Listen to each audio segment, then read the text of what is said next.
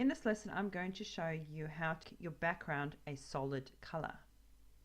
Alright, so once again, I'm in a blank canvas that I've just created.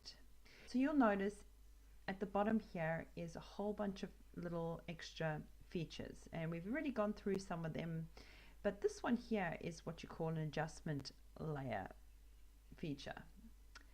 And if you click onto it, you'll notice that at the bottom right hand corner of your circle is a little arrow pointing down, and it'll bring up a box.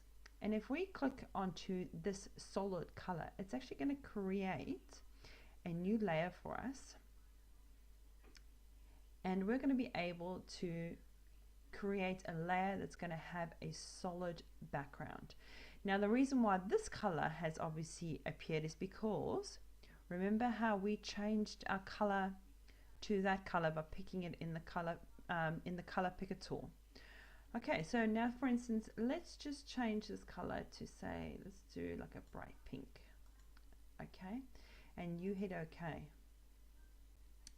So what we have done is we've now changed the background to a solid pink color. What's great about this adjustment layer is that you'll notice underneath the square, underneath your pink square, you will see this little box or this little rectangle tool. If you double click onto it, it will bring up your color picker tool again, and then you can go ahead and change your color to whatever you want to again.